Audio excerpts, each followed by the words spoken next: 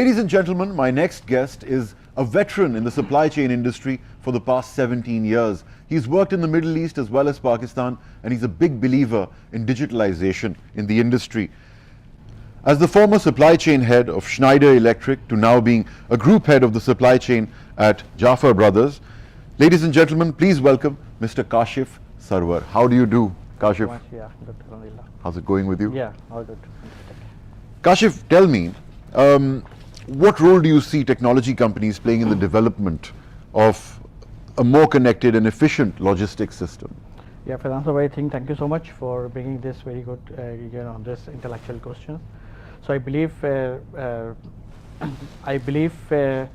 technologies companies are the backbone in the digitization of the logistic industry and make it more connected and more efficient logistic system. And what difference have they made, do you think? Yeah, so this company, what the difference they had, as you know, sir, I want to take the one example. So last two decades back actually, you have a mobile phone that were operating. What was the feature was there?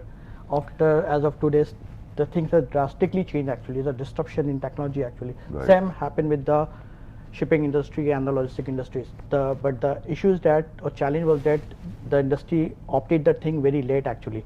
Supply chain evolved after the COVID pandemic actually. I think that's when everyone had the realization yes, that we can't meet and do everything. Yeah, because there was shortage of the grocery items, daily use item, industrial item, shortage of the mask and ventilators, key medical supplies. So where the supply chain came as a strategic parts rather than the back office. So everybody started to more focus on supply chain, because supply chain, if the supply chain will integrate it, so everything will be available to the end consumer and the customer as well. So because we are talking about the connected logistic, I just want to bring the another thing is the number of innovative solutions. Previously, we have to go for the different shipping line or different logistic provider to secure the quotation and then make a comparison after getting all the data and the longer process. Yes, but thanks to the technology, now we have a portal server available where we can go, we can create a competition, and then leverage competitions, always give the competitive prices and very good services. Right. And so we are getting the one window solution. And I think the transparency aspect is a Yes. big one. Yeah. The fact that everyone can see what is going on, things are Yeah. being negotiated in real time. Yes. So the next factor is, again, all the things has been done. The next element is to track and trace the shipment actually. Where is it actually? Previously, it was very difficult to trace, but last 5 to 10 years, you can track your vessel, you can track your container as well. But thanks to the new technology like IoT, Internet of Things, through sensor, you can not only track your shipment, but you can also monitor the temperature, pressure, and other critical factor that is mandatory, especially for the food supply on critical items. Because if the container condition went wrong or will go wrong, so ultimately is damage your goods, and the perishable item is one of the risk factor for the global supply. So I'm guessing with all this digitalization, it's easier to see what the laws of a certain country are in terms of what you're shipping there, what the laws are, what the requirements, the legal requirements are, what the other logistical requirements are. Like you mentioned, that with perishable items, you're talking about refrigeration, Yeah. you're talking about storage capacities and all that, and conditions of storage. All this must have sped up the process of decision making also, hasn't it? Yes, definitely. Because as mentioned, we have every country has a different regulation. So there is a cross-border transition. So so I just want to bring another topic actually. You have seen people are talking about the last mile delivery. You have seen the RAD and some other thing, but nobody is talking about the first mile cross-border trade actually. So because it is a starting point for any company. If we will not bring the goods from the one country to another country and make sure it is available in your factory for the value addition and for the distribution to the end consumer, your last mile will not work. It's very hard to make calculations with that sort of unpredictability. Yes. So, and from Pakistani perspective, as you know, we are the late adopter of the things. I would like to mention one of the biggest achievement that Pakistan have for the last 2 to 3 years. I think we should also proud all of us is the Pakistan single window implementation. Yeah. So now we can connect as a trading company, as a head of supply chain. Now I have a clear tracking about my imports. Where is it? What is the status? And what is the impact from the other associated bodies as well. Just like I want to quote the example, we are importing pesticide and some other chemicals for agriculture. So there is a requirement for the Department of Plant Protection, and for engineering goods we have a requirement for the PSQCA, Pakistan Standard Quality Testing as well. So all the things including the banks are integrated into the one portal is the PSW. And the fact that this is a government regulated thing And it was amazing gives thing. everyone so much confidence, I'm sure. Yeah, and that the thing is changing. There'll be no red tape, there'll be Yes. no surprises. Very true. And I think we are in Pakistani context, we are talking about the negative thing, but this is one of the biggest achievement. And for now, from the trade one, we are working or trading in the like a global company, Singapore, Southeast Asia, another developed country. So our trade, we should also all of us proud of our trade system that we have right now. So next thing is about the integration. So what the next thing is that all the things should be connected to each other.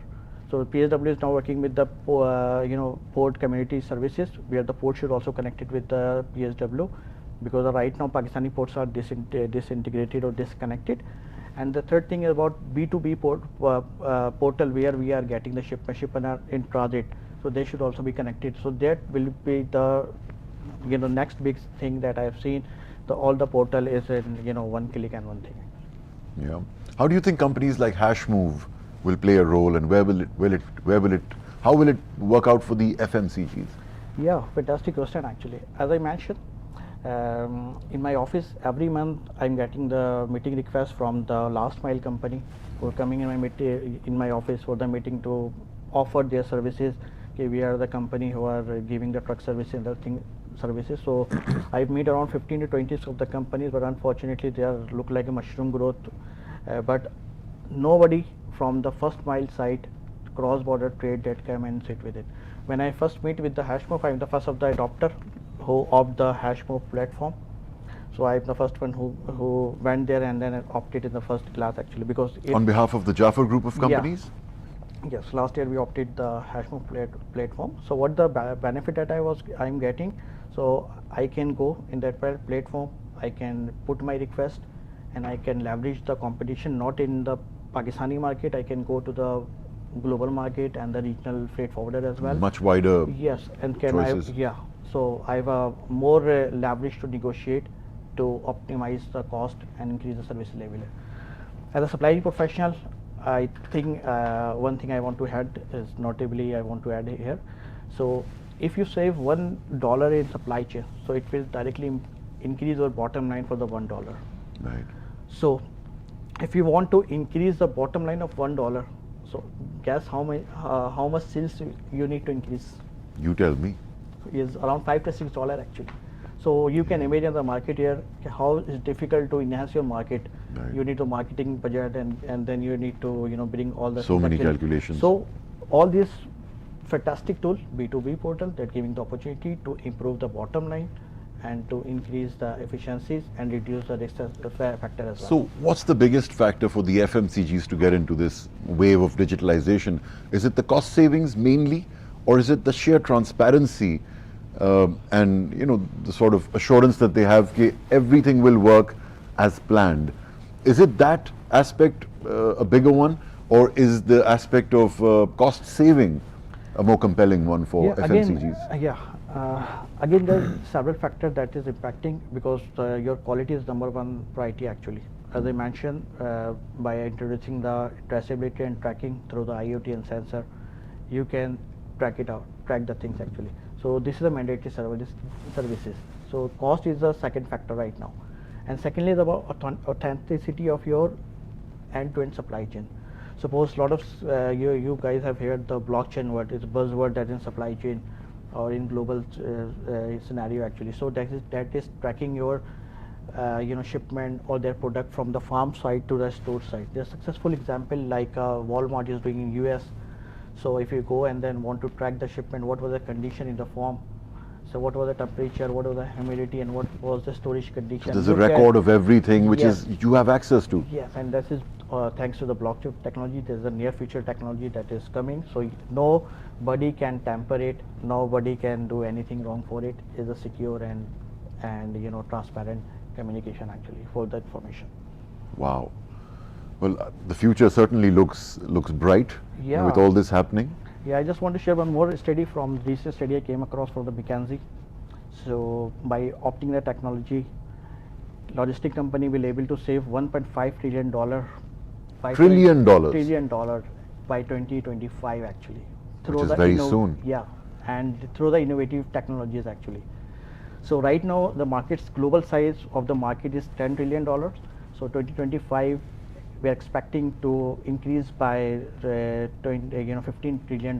So it's a 10%. By 15 trillion to 25. Yeah, from 10 to the $15 trillion industry in 2025 in the global level. I see. So there are a lot of interesting technologies that are developing that are almost in the last stage. I've also mentioned the blockchain, and the second one is the IoT one, and the another technologies that is be the change the dynamics of the logistic is utilization of the artificial intelligence. All of you have used the ChatGPT. It's based on the artificial intelligence. So, Right. so Scary. again, it's very alarming for all the professionals to work on their skills, especially the future skill that is coming in the near future. Right. So and two other technology I want to identify is about the Rolls-Royce have already made the autonomous ship actually. So without the cruise ship will be moved actually. I went to the world's largest port in Shanghai, Okay, and it's great. completely automated. There's an area beyond which no human hands operate. Yeah. It's all mechanized. Yes. A vehicle goes into the ship, picks up, the rice that it needs to collect, Yeah. and just brings it out of the ship very efficiently. No human hands, and And you can just similarly to the port is already working on it autonomous the several things. The next big thing is happening is about the autonomous ship and the autonomous truck actually. If you were all definitely you have seen in Dubai there are a lot of autonomous taxis that Singapore, are running. Dubai, Yeah. So this is a big thing, and another interesting technology is about the metaverse. So we are sitting physically here. So after 5 years, you will sit in your office. I will sit in my office. We will create the virtual world, Right. and through the internet we will connect. And by the virtual reality and augmented reality, we will talk and sitting like in the same manner. we're getting there, I think, really fast. Very fast. So by opting this technology, logistic industry will able to save around 1.5 trillion, a big figure actually. So tell me, in the context of a company like HashMove, where do you see the impact of B2B platforms like HashMove in the short term, in the next 5 years? Yeah, I've seen the big development actually in the B2B portal. So I think there are opportunity to come other than HashMove. There are opportunity to other portal also, service for technologies company to bring their portal. So there are more services to the customer and bring the innovative solutions. So there's competition within that realm Yeah, also. and the good thing is about it, even if the more competition will come, that will not able to fill the market requirement because the market gap is big actually. I used to work in Dubai, so I've seen the SAP integration with the SAP, with the supplier and with the previous employer. We were also Really? able to successfully integrated our warehouse as well. That was operated by the third party, but that was a missing element in Dubai as well in the last 7 to 8 years. So by seeing the HashMove, I can easily say after a few years or couple of months. So B2B portal like HashMove has a capability to integrate your system, your ERP with the HashMove as well. So instead of going for a different platform, you can work in your ERP and then you can access the the information to the B2B portal like a HashMove actually. And another thing that is very important for our freight forwarder and logistic partner, by opting the B2B portal, they can not only secure the business in Pakistan, they can go in the Middle East market as well and CIS countries as well.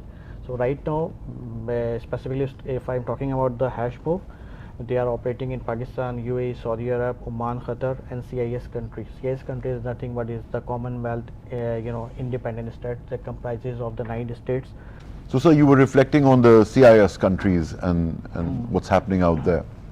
Yeah. So as you know, global arena is going to be changed after the CPEC, China-Pakistan Economic We've been Corridor. hearing about it for a long time. Yeah, and the good thing that slowly working is also going on, and China is more interested now to expand the connection through The the scope trade of as this well. connection, I'm yes. sure. So last week there is some feasibility study was approved from the Chinese side. So there is one railway track that is coming from China to Pakistan. The cost around $58 billion actually. So right now we have a railway track that is already available from Turkey, Iran and Pakistan. So after the CBAC project, it will be connected to the China as well. Right. So the global origin will be like that.